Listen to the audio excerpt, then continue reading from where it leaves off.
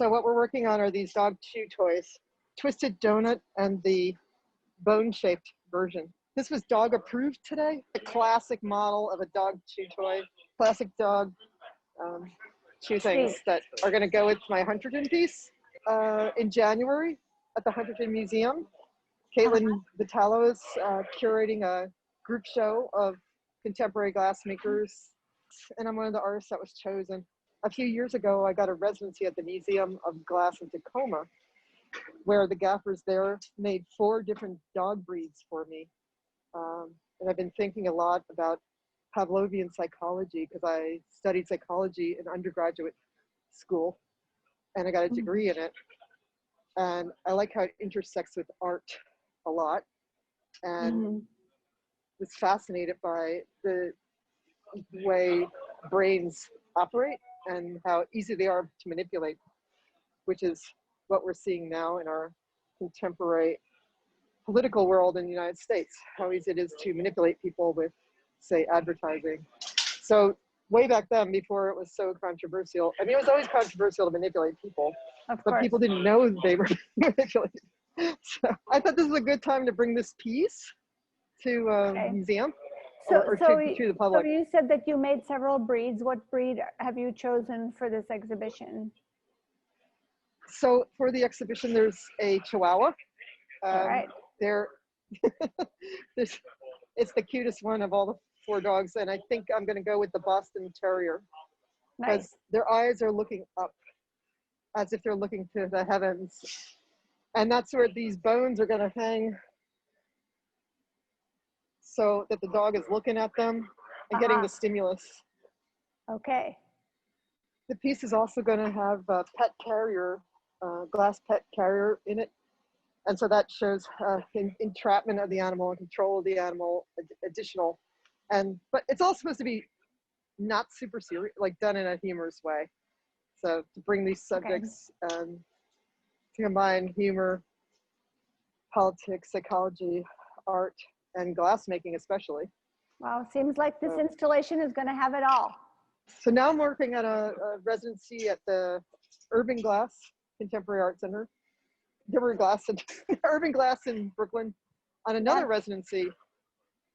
So the timing's really good for completing this project. At the Glory Hole, we have Ali Feeney. She's been helping a chew toy all teed up. She's got the raw material with the color on it. We have already rolled it in a beige color, cream and ivory combined over here. So we're gonna pull it out like a cane and then we're gonna knot that glass in the end. Okay. You ready to go? We are ready. Let's see. Okay. Here we go.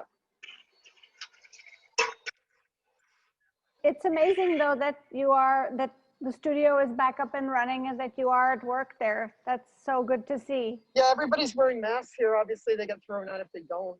And we've had really good social distancing. I feel pretty safe. Now we're gonna go to the marber, shape it up.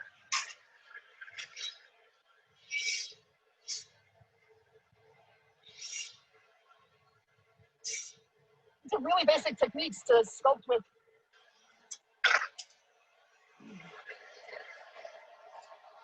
I'm going to cool the tip now by dunking it in that bucket of water, trying to even out the temp. And it's really good if I have a little extra texture on this because the dog treat isn't just a pristine thing. Here we go.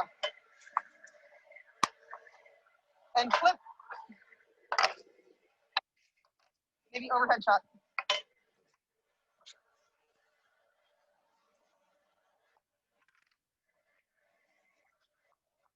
Okay, let's do that one more time. Even out the heat. End in water again. The very, very tip. Right now, in the water. Very tip. Okay.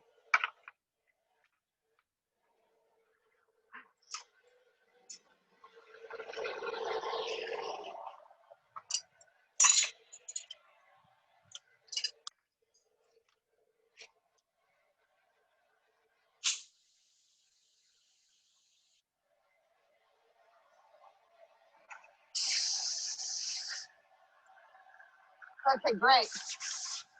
Now we're going to curve it back to make that bone.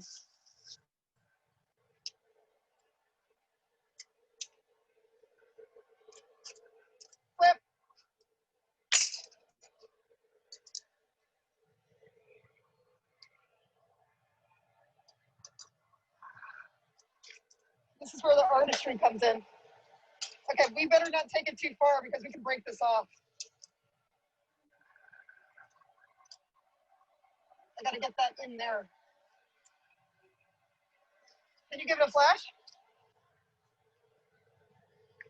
So that's the tricky move. We've been working on that all day. So, and flip.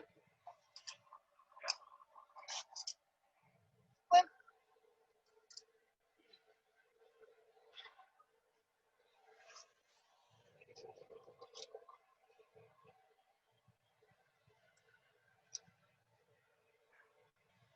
Oh, wow. Let's twist this one.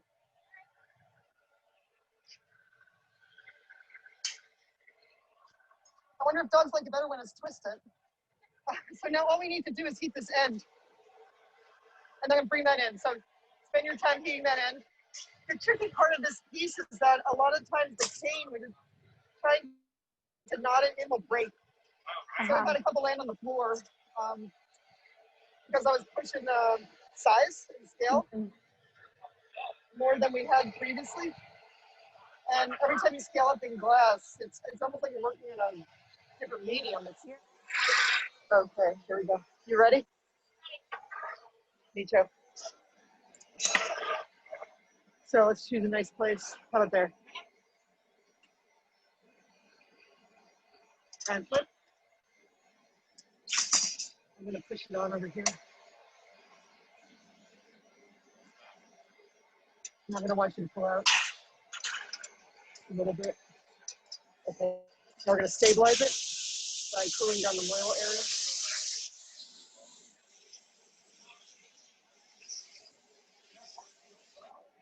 And now we're going to take it off. You ready? Ready. Okay. Use a couple drops of water here on both sides. Ready? It's still a little hot in the middle. Take it, please. Now? Okay. I don't have my tweeters. There. Shit. It doesn't help when you can't find your tool.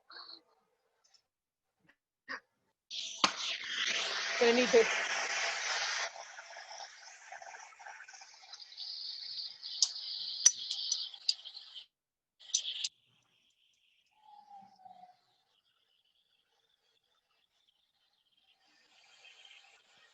Okay, let's go reheat. Oh, actually, come back. I hit the glory hole door here, so I'm going to take that off.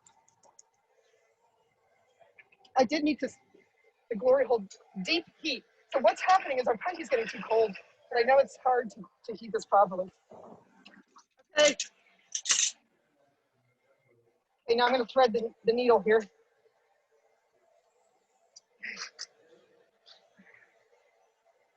Nice. We got this one. Wow. It's interesting. These are like a good combination of control and chaos. I'm really liking the way this is looking. I want to bring this a little more. Pushing pretty hard, honestly. Okay. I think that's done. Stop that down a little. Stop and flip. Whoops. Keep turning now. Okay, Ollie, can you put on the gloves?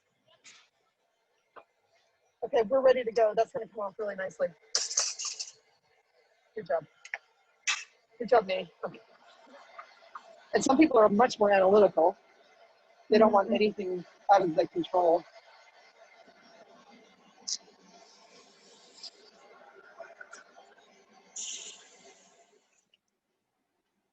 I'm going to come to your left. And you want to get a close-up of what's in there? Okay, and we got a couple other models. Wow. I wanted to just ask one other question, and that is you have one other animal-related piece currently on view at the exhibition in Venice at the Stanza del Vetro. Can you just quickly describe that for everybody? At the Stanza del Vetro, I have a series of animal feet, which are pretty large pieces where I sort of dissect the animal and make them into these, I call them like it's called Stampede, the series, but its nickname for me is endangered animals. And it's basically, they're like these huge, massive ghost parts of the animal. So they're so present and not present. And it really is talking about the transient nature of life on this planet, especially I think animals like that humans have a lot of control over.